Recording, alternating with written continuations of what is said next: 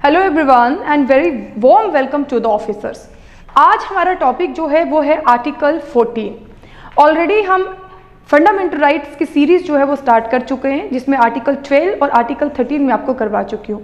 Article 12 is the definition of state and article 13 basically all the laws that exist in India should not be inconsistent to the fundamental rights। Article 12 से लेके article 32 जो है वो fundamental rights की बात करते हैं।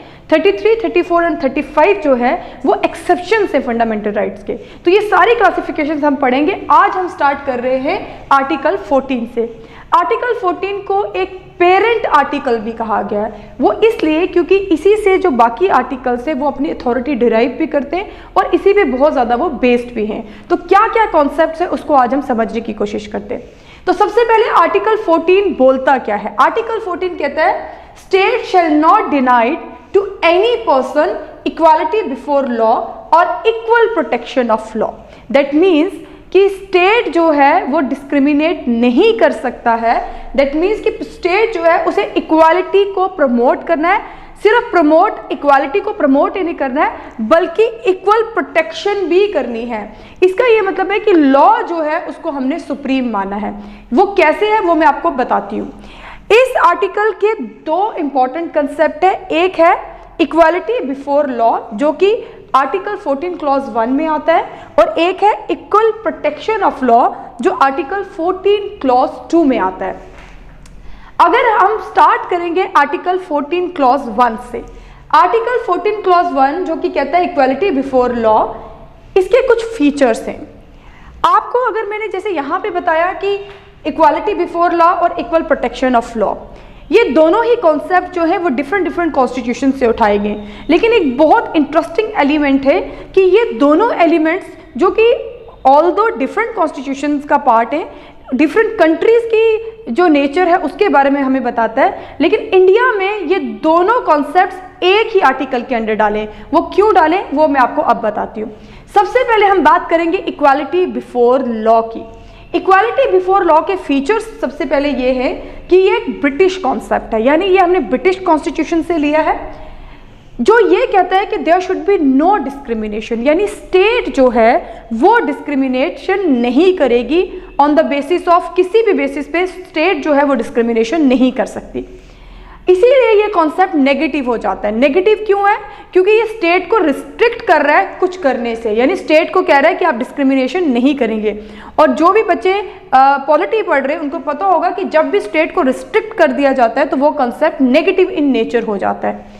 और साथ ही साथ स्टेट कहता है नो अनइक्वल ट्रीटमेंट, कि स्टेट कोई अनइक्वल ट्रीटमेंट नहीं कर सकती। ये तो था इक्वालिटी बिफोर लॉ के कुछ फीचर्स। अब हम बात करेंगे कि एक्चुअली में इक्वालिटी बिफोर लॉ बोलती क्या है। तो उसके 3 एलिमेंट्स हैं। सबसे पहला एलिमेंट है absence of any special privilege, कि इंडिया में कोई प्रिविलेज किसी को नहीं दी जाएगी। कानून की नज़र में कोई किसी भी पर्टिकुलर इंडिविजुअल को, किसी भी चाहे वो रिच हो, चाहे वो पोर हो, चाहे वो ऑफिसर हो, चाहे वो कोई सिंपल कोई 4th क्लास हो, चाहे कोई भी हो, किसी को कोई स्पेशल प्रिविलेज नहीं दी जाएगी। दूसरा इसका एलिमेंट है इक्वल सब्जेक्शन, कि equal subjection to all persons.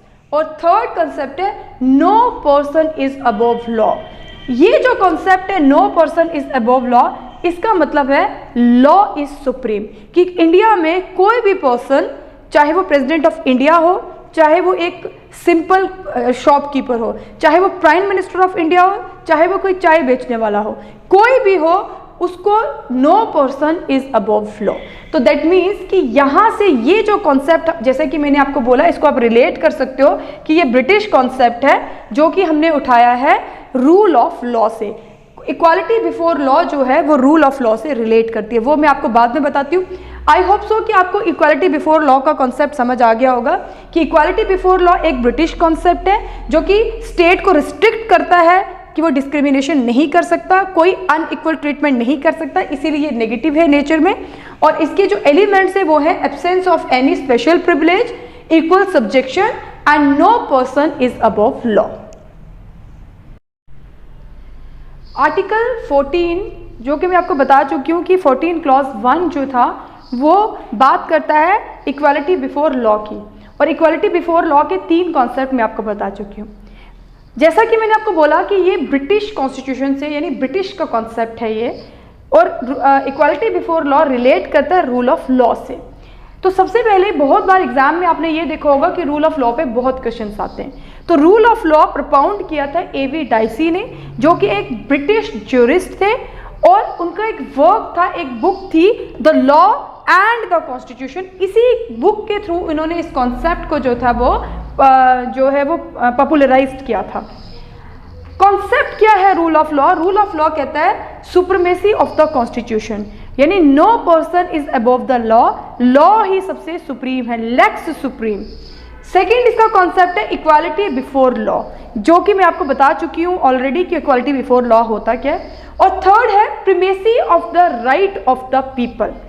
Rule of law को एज इट इज पूरे के पूरे कॉन्सेप्ट को हमने अपने कॉन्स्टिट्यूशन में इनकॉर्पोरेट नहीं किया अंडर आर्टिकल 14। हमने सिर्फ इसके 2 कॉन्सेप्ट्स को उठाया, एक उठाया सुप्रीमेसी ऑफ लॉ जो मैं आपको बता चुकी हूं, और एक उठाया इक्वालिटी बिफोर लॉ।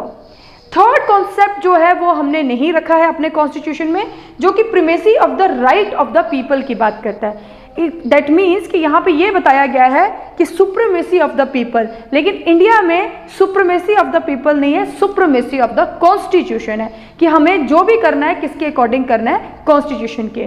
तो आपको एग्जामिनेशन पॉइंट ऑफ व्यू से ये बहुत इंपॉर्टेंट हो जाता है कि हमने कौन से 2 कॉन्सेप्ट थे रूल ऑफ लॉ के जिनको आर्टिकल 14 में इनकॉर्पोरेट किया। तो आई होप सो ये आपको समझ आ गया होगा।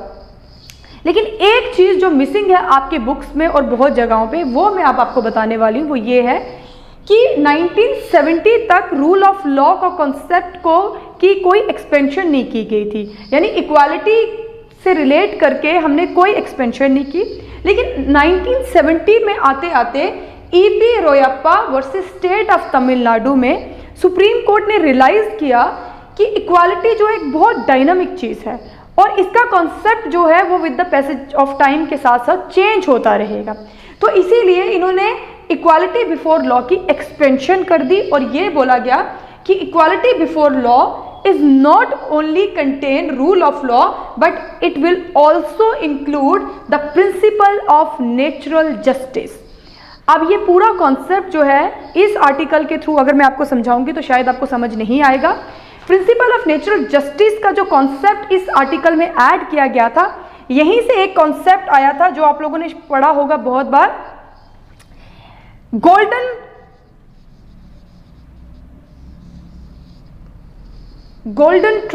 एक गोल्डन ट्रायंगल का कॉन्सेप्ट आपकी पॉलिटी में आया। ये जो गोल्डन ट्रायंगल है इसमें कौन कौन से आर्टिकल हैं? इसमें है आपका आर्टिकल 14, 19 और आर्टिकल 21। दैट मीन्स ये जो केस है ये बहुत इंपॉर्टेंट हो जाता है in terms of your GS point of view, क्योंकि यही केस आगे मेनका गांधी केस के साथ मर्ज होके उसकी वर्डिक्ट के साथ किस तरीके से हम इसको रिलेट करेंगे, और फिर गोल्डन ट्रायंगल का कॉन्सेप्ट आएगा जिस आर्टिकल 14, 19 और 21। तो यहाँ तक आपको यही समझना चाहिए कि 1970 में इक्वालिटी बिफोर लॉ यानी इक्वालिटी का जो कॉन्सेप्ट था उसको एक्सपेंशन दी गई, और उसे बोला गया कि वो सिर्फ रूल ऑफ लॉ तक ही सीमित नहीं है बल्कि उसमें नेचुरल जस्टिस भी जो है वो इनकॉर्पोरेट होना चाहिए। दूसरा कॉन्सेप्ट जो है आर्टिकल 14 का वो है equal protection of law. Equal protection of law deal करता है आर्टिकल 14 क्लॉज 2 से। ये कॉन्सेप्ट हमने यूएसए से लिया है, और ये बेसिकली पॉजिटिव है इन नेचर में। पॉजिटिव क्यों है? क्योंकि ये रीजनेबल रिस्ट्रिक्शंस की बात करता है। ये कहता है कि भाई रीजनेबल रिस्ट्रिक्शंस होनी चाहिए ताकि हम अनइक्वल को इक्वल कर सकें। ये क्या है ये रीजनेबल रिस्ट्रिक्शन? ये मैं आपको बताती हूँ। ये कॉन्सेप्ट जो है इक्वल प्रोटेक्शन ऑफ लॉ, ये कहता है like should be treated alike but unlike should not be treated as like। क्या मतलब है इसका? इस कॉन्सेप्ट को बड़े ध्यान से आप समझना, क्योंकि इसमें थोड़ी सी कंफ्यूजन है। कंफ्यूजन क्या है कि ये बात करता है टू एकोमोडेट डाइवर्सिटी। जैसा कि मैंने आपको बताया कि आर्टिकल 14 के 2 कॉन्सेप्ट थे, एक था इक्वल प्रोटेक्शन ऑफ लॉ और एक था इक्वालिटी बिफोर लॉ। तो इक्वालिटी बिफोर लॉ हम कर चुके हैं, जो कि एक नेगेटिव कॉन्सेप्ट है जो स्टेट को रोक रहा था कि आप डिस्क्रिमिनेशन नहीं करेंगे। लेकिन आपने देखा होगा कि स्टेट को कह रहा है कि आप रीजनेबल रिस्ट्रिक्शंस लगा सकते हैं, यानी ये स्टेट को कह रहा है कि आप डिस्क्रिमिनेट कर सकते हैं। तो क्यों कह रहा है ये स्टेट को कि आप डिस्क्रिमिनेट कर सकते हैं?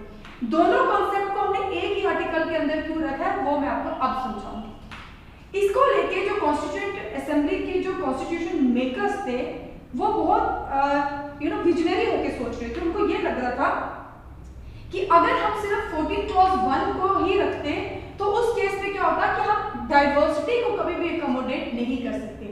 जैसे कि आप सब जानते हैं कि इंडिया बहुत डाइवर्स कंट्री है, डिफरेंट कास्ट से, डिफरेंट रिलीजन से, लिंग्वल डाइवर्सिटी बहुत ज़्यादा है, सेक्शनल डाइवर्सिटी बहुत ज़्यादा है, रीजन डाइवर्सिटी बहुत ज़्यादा है। तो उसको एकोमोडेट करने के लिए ये आर्टिकल जो था वो इनकॉर्पोरेट किया गया अंडर आर्टिकल 14। वो इसलिए कि कॉन्स्टिट्यूशनल मेकर्स का ये कहना था कि पहले हम इक्वालिटी को इंश्योर करेंगे, बाद में हम इक्वालिटी को मेंटेन करेंगे। कैसे इक्वालिटी को इंश्योर करेंगे? वो ऐसे कि अलाइक को पहले लाइक करेंगे और फिर जो है उसका मतलब क्या है, लाइक को अलाइक करने का मतलब है कि एटलीस्ट पहले बैकवर्ड क्लास को फॉरवर्ड क्लास के इक्वल तो पहले लेकर आए, फिर हम डिमांड, दैट मीन्स कि हम ऐसे लॉज डिमांड करें जो कि इक्वल ट्रीटमेंट प्रोवाइड करवाए। और जब इक्वल ट्रीटमेंट तभी होगा जब फॉरवर्ड क्लास और बैकवर्ड क्लास जो है वो इक्वल हो जाएंगे। तो दैट मीन्स यहाँ पे ये जो आर्टिकल 14 क्लॉज 2 को डालने का जो मेन कॉन्सेप्ट था वो ये था कि पहले इक्वालिटी को इंश्योर किया जाए, यानी पहले लोगों को इक्वालिटी दी जाए। आप जैसे कि जानते हो कि एंशिएंट टाइम से वर्नल सिस्टम में जो है वो हमारी सोसाइटी डिवाइडेड है। अगर हम कास्ट बेस्ड हिंदू सोसाइटी की मैं बात करूं अगर खासकर, तो वो कास्ट बेस्ड सोसाइटी है जिसमें 4 वर्ण हैं। जो सबसे हायरार्की में लोएस्ट वर्ण है उसके साथ डिस्क्रिमिनेशन जो थी वो काफी टाइम से होती आ रही थी। तो कॉन्स्टिट्यूशन मेकर्स का ये कहना था कि चाहे वो कास्ट बेस्ड सोसाइटी हो, चाहे रिलीजियस बेस्ड सोसाइटी है हमारी, या लिंग्विस्टिक डाइवर्सिटी या कोई भी डाइवर्सिटी है, सबसे पहले उस डाइवर्सिटी को हटाने के लिए इक्वालिटी को इंश्योर करना पड़ेगा। यानी पहले एससीज को एससीज के इक्वल, उनके साथ उनके बीच का कंपटीशन जो है, जब भी कंपटीशन हो तो उनके बीच का होना चाहिए। यानी किसी एससी का कंपटीशन किसी जनरल कैटेगरी के साथ नहीं होना चाहिए, उससे इक्वालिटी प्रमोट नहीं होगी। तो पहले आप इक्वालिटी को इंश्योर करो। अगर इक्वालिटी इंश्योर कैसे होगी कि अगर हम डिमांड करेंगे कि इस तरीके के लॉज आने चाहिए जो इक्वल ट्रीटमेंट की बात करें, और इक्वल ट्रीटमेंट तभी होगा जब हम जो लोअर कास्ट से या वनरेबल सोसाइटी के जो वनरेबल सेक्शन है उसको पहले हम फॉरवर्ड सेक्शन के साथ इक्वल करें और फिर हम सिमिलर एप्लीकेशन ऑफ लॉ करेंगे।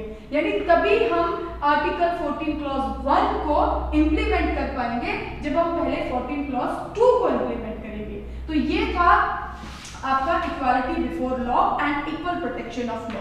इक्वालिटी बिफोर लॉ और इक्वल प्रोटेक्शन लॉ जो है वो यहाँ पे खत्म नहीं होता है, क्योंकि आर्टिकल तो खत्म हो गया, बट इस आर्टिकल की क्या इंपॉर्टेंस है आर्टिकल 19 में और आर्टिकल 21 में, वो मैं फर्दर आर्टिकल्स में आपको बताती रहूंगी। Thank you so much.